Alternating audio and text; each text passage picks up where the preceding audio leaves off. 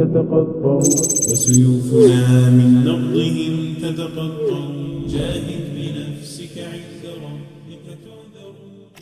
الحمد لله ثم الحمد لله إن الحمد لله نحمده ونستعينه ونستغفره ونعوذ بالله من شرور أنفسنا ومن سيئات أعمالنا من يهديه الله فلا مضل له ومن يضلله فلن تجد له وليا مرشدا أشهد أن لا إله إلا الله وحده لا شريك له وأشهد أن محمدا عبده ورسوله يا أيها الذين آمنوا اتقوا الله حق تقاته ولا تموتن إلا وأنتم مسلمون يا أيها الناس اتقوا ربكم الذي خلقكم من نفس واحدة وخلق منها زوجها وبث منهما رجالا كثيرا ونساء واتقوا الله الذي تساءلون به والأرحام إن الله كان عليكم رقيبا يا أيها الذين آمنوا اتقوا الله وقولوا قولا سديدا يصلح لكم أعمالكم ويغفر لكم ذنوبكم ومن يطع الله ورسوله فقد فاز فوزا عظيما فإن أصدق الحديث كتاب الله وخير الهدي هدي محمد صلى الله عليه وسلم وشر الأمور محدثاتها وكل محدثة بدعة أما بعد. Falëndërimi dhe lavdërimi takon vetëm Allahu subhanahu wa taala. Falëndërimi takon Allahu subhanahu wa taala I cili na udhëzoi në rrugën e tij të drejtë. Atë e falenderojmë dhe vetëm prej tij ndihmë dhe falje kërkojmë. Kërkojmë mbrojtje te Allahu subhanahu wa taala nga e keqja e vetës tonë edhe nga e keqja e veprave tona të liga. Atë që udhëzon Allahu subhanahu wa taala nuk ka kush e humb, dhe atë që e humb Allahu nuk ka kush e udhëzon. Andaj dëshmoj dhe deklaroj se nuk ka zot tjetër përveç Allahu subhanahu wa taala I cili është një I vetmi dhe I bashkësht. Dhe se dëshmoj dhe deklaroj se Muhamedi është rob edhe I dërguar I tij. Robert Allahut. Ajo se që kam zgjedhur sot për me folë të para ju është vetëm se një këshill e shkurtër të cilin ja jap vetes tan spari, pastaj ju drejtohem edhe juve. Vetëm se jemi duke hyrë në sezonën e verës. Jemi duke hyrë në sezonën e verës, ku ndër tjera përveç sistimit e mirë, edhe mundësia e mirë për punë, edhe për me lyp rrezikun, në anën tjetër e ka edhe rrezikun e vet. Vera vëllezër në vendin se ku jetojmë, në vendin tonë këtu se ku jetojmë, edhe kohën të cilin jemi duke jetu, padyshim se e ka rrezikun të madh për besimtarin. Prandaj tema e cila kam zgjedhur se sot me e fol këtu në pika shkurta është ghaddul basar, është vetëm se ulja e shikimit. Edhe rrezikshmëria e shikimit, të cilin e bën me këto gjatinë të verës. Sepse ulja e shikimit vëllezër është cilësi për cilësive të larta morale të Islamit.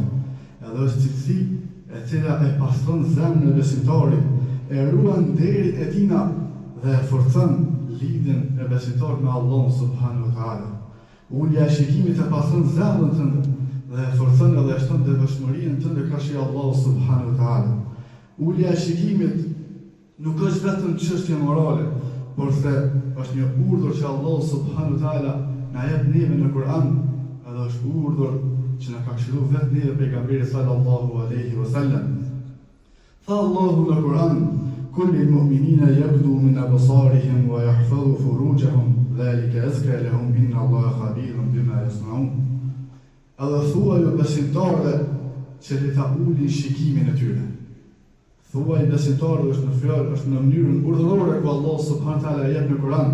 Thuaj besimtarëve që t'i ulin shikimet e tyre edhe t'i ruajnë vendet e turpit. Kjo është më e pastër për ta. Allahu subhanahu wa taala është I dijshëm për ata se çka veprojnë ata. Ky ajet në Kur'an vetëm se e bën qartë se ulja e shikimit është urdhër I drejtë për drejtë prej Allahu subhanahu wa taala. Ulja e shikimit sidomos në kërkohë të cilin duke jetu ne, është edhe më e domosdoshme, dhe se në të njëjtën kohë është pastrim për zemrën dhe është pastrim për shpirtin edhe është pastrim për besimtarin. Përveç sajna, Allahu subhanahu wa taala thot në Kur'an: "Wa kulil mu'minati yaghudduna min absarihin", edhe thuajini edhe grave që t'i ulin shikimet e tyre.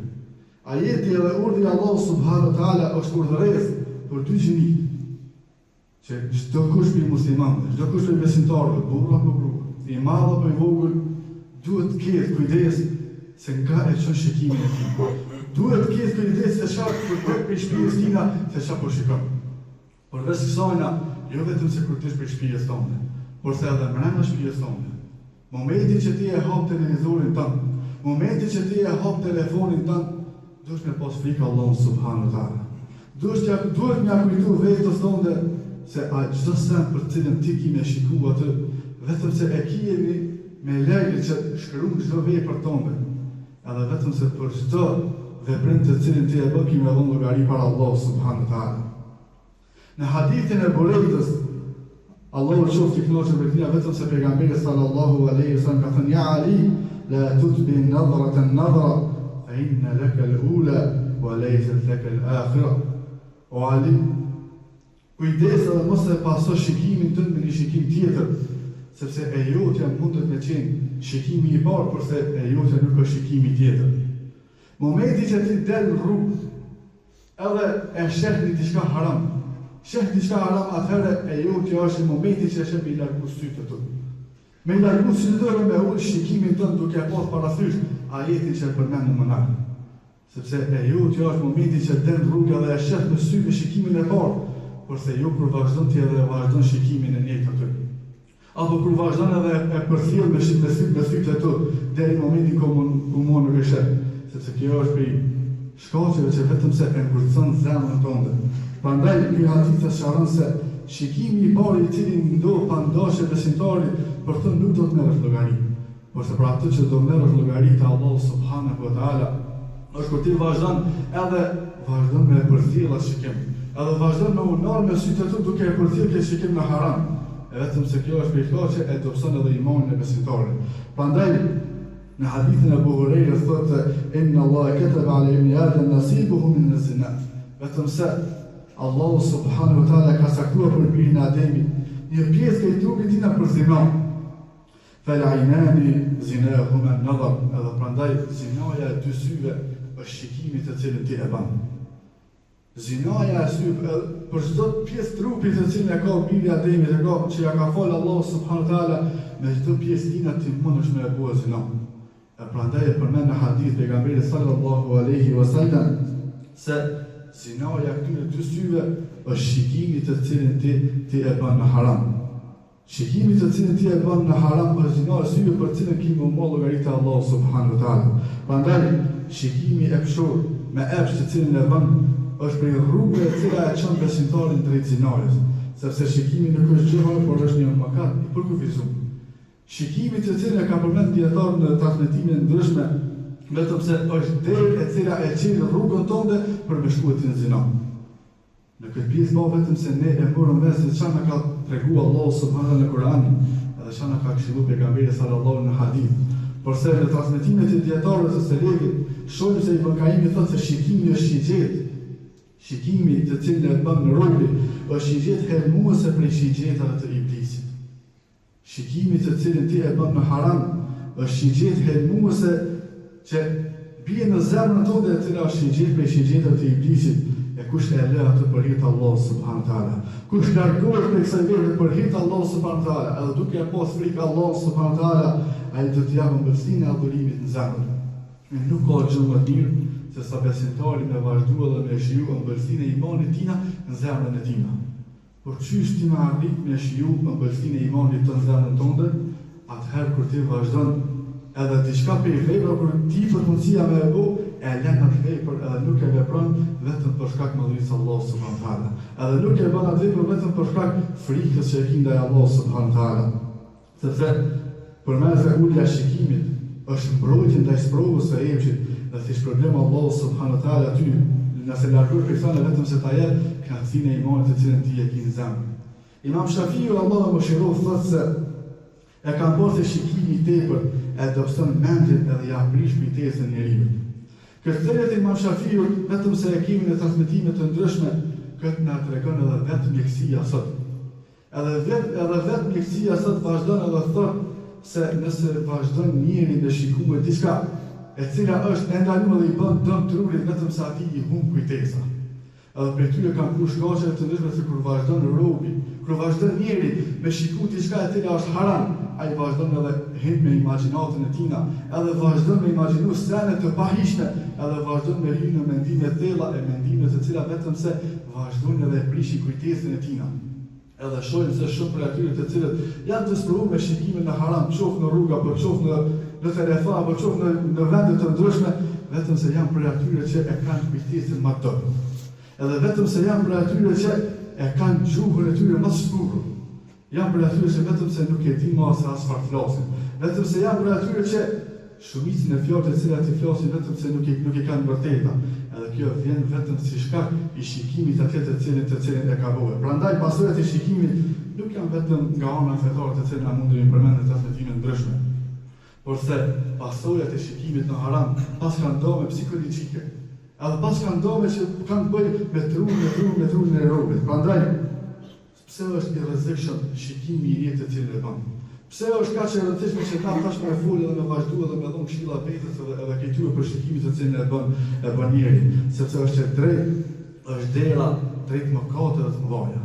Shikimi të cilin e bën ndoshta ti nuk i jep rëndësi as madhe, është derë e cila ty e çon në mëkatet e mëdha nga shikimi, prandaj nga shikimi haram fillon edhe lind edhe dashuria në haram.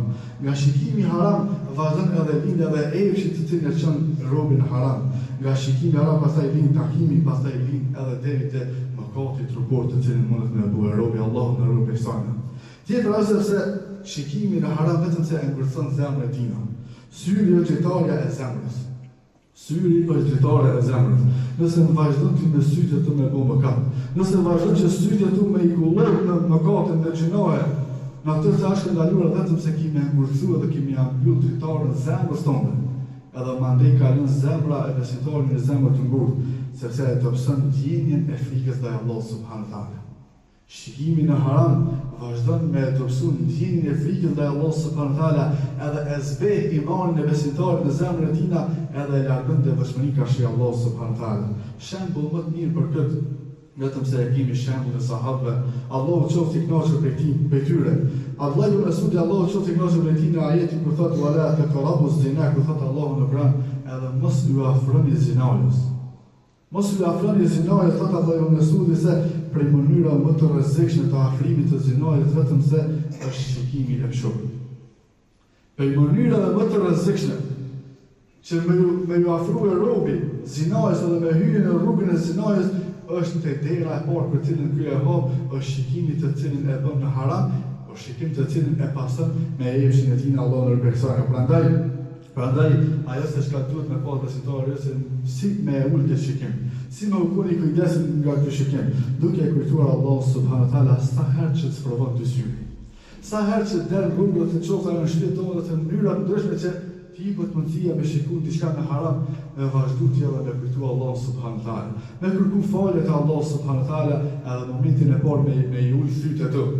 Nëse dëshiron që kjo vepër me llogaritë e veprave të mira të cilat ti i bën, nëse dëshiron që kjo vepër të cilën ti e bën me u bë shkak që me ta afru ty te Allah subhanahu wa taala. Tjetra është duke e ditur që Allah subhanahu wa taala sheh. Duke e ditur se alam ya'lam bi anna Allah yara, nuk e ditur se Allah subhanahu wa taala sheh për të gjë. Duke e pasur parasysh se një prej emrave të Allahut subhanahu wa taala është Ar-Raqib, për gjithë vëzhguesi.